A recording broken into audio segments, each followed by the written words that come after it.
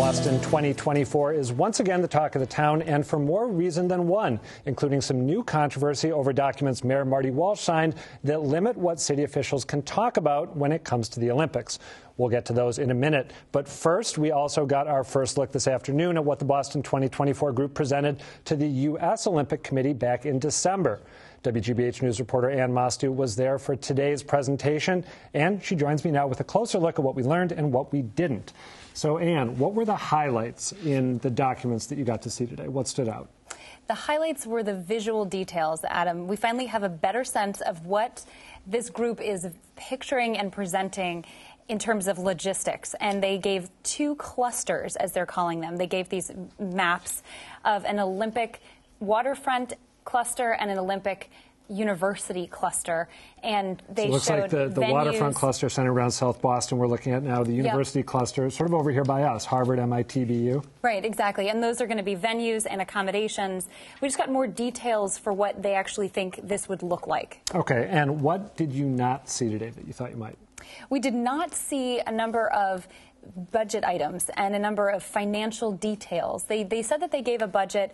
I wouldn't call it a budget. I would call it sort of an overview of where they think revenues are going to come and go. Okay, so we've got $1 billion for the South Station expansion, $3.5 billion for transit improvements, just general transit improvements? Right, exactly. Some very costly infrastructure improvements that they anticipate. Those, again, would be covered by bonds and taxpayer dollars. Funded, right? Yep. And these are going well into $6 billion range. And then we're going to have a number of other accommodations, venues. All of those would be privately funded, they say. Do you know if there is a more detailed budget that exists that they chose not to make available? Do you know that? I'm sure there is, Adam, but they did not choose to show it. And they've been saying that the U.S. Olympic Committee says that it would damage our competitive advantage over other countries. All right. Ann Mostu, thank you. We also learned today through another set of newly released documents about some of the promises Mayor Marty Walsh made to the USOC, including one that states the city, including its employees, officers, and representatives, shall not make, publish, or communicate to a person any comments or statements that reflect unfavorably upon the IOC bid. Joining me now is Garrett Quinn, a reporter from MassLive.com, who helped bring these documents to light. Garrett, thanks for being here. Thanks for having me. And congrats on digging these things up. How did you come to look for the documents in question? Did you get a tip that they were out there, or were you sort of casting a wider net? Well, we sent out a public records request informally, really, just shaking the tree, so to speak, to get as many of these bid documents as we could before they came out. The city said they were working on it, they would get them come out, and they released them within the 10-day window. Mm-hmm. I believe other publications were out there. I know the Boston Globe, I think the Boston Herald. I think a number of people were out looking for these documents related to the bid. We should mention that Mayor Marty Walsh has said that the interpretation that many of us have who've seen these documents is not the correct interpretation. He said in a statement released today, Mayor Walsh, or his office said, Mayor Walsh is not looking to limit the free speech of his employees. This was standard boilerplate language for the joinder agreement with the USOC that all applicant cities have historically signed. Now, let's get Chris Robichaux into this conversation. He teaches ethics and public policy at Harvard's Kennedy School of Government.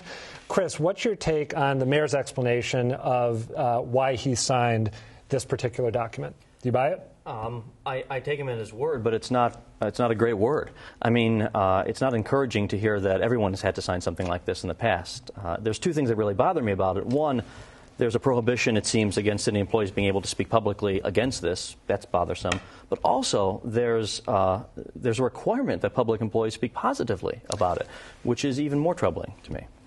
Garrett, you were, I know, starting to say something before I got Chris in here. What did you want to say about the mayor's pushback? Well, the USOC, I reached out to the USOC for comment as well on this, and they said the similar thing. They said this is standard boilerplate language that is included in these agreements. There's really, in the sense, there's nothing to see here. This is no big deal. So one thing you have to ask is, does that call into question the entire joinder agreement? Is this is all boilerplate, and you're saying it doesn't matter? Then does that the language restrictions don't matter? Does the entire agreement not matter?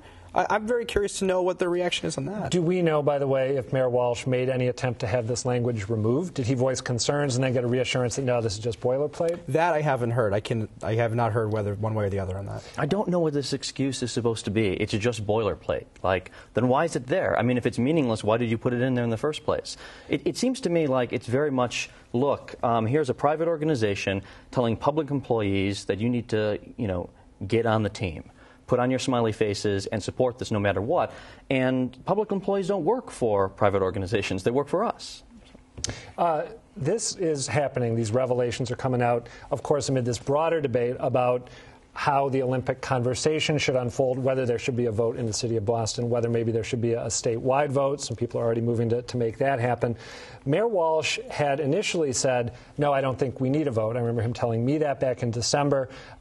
Yesterday, I believe, in the Wall Street Journal, he seemed to soften his stance. I wouldn't stand in the way. That's what Mayor Marty Walsh had to say to the Wall Street Journal, of the possibility of a vote. And then he backpedaled on those comments, saying essentially that his comments have been misconstrued. Here's a statement from his chief communications officer. Mayor Walsh is not in support of a referendum on the Olympics should the public decide to collect signatures for a referendum. That is a right of the people that the mayor fully supports. So I want to ask both of you, how does this revelation about Boston city employees, at least nominally, being forced to pitch the games and push the games, how does that affect this bigger political debate that has been shaping up? Well, I think one thing that you've seen the Boston 2024 organizers do very well is they've got almost all the heavy hitters on board. There's minimal opposition in terms of the city's elite towards this. I think Charlie Baker can certainly be seen as a wild card. I think his administration is playing a very much a wait-and-see approach. We want to see numbers. We want to see how tax dollars what kind of money will be spent. Bob DeLeo, the speaker, said that too. Although he said about having more of a statewide approach to this. But one of the other wild cards, too, is neighborhood opposition. Gwinnett Circle is an interesting place. You have a lot of businesses there that have been there for a long time.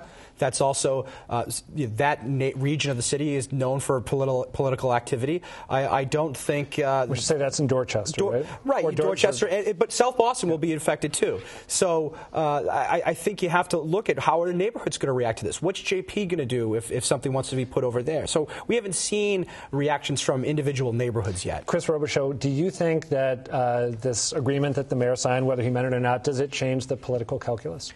I mean, from an optics standpoint, it doesn't look great, even if it is the sort of thing that everyone has to sign. I mean, I think the question to ask is, what is the point of a public debate? I mean, it's nice to say we're going to have a public debate, but are we going to have a public debate to determine whether to have the Olympics here?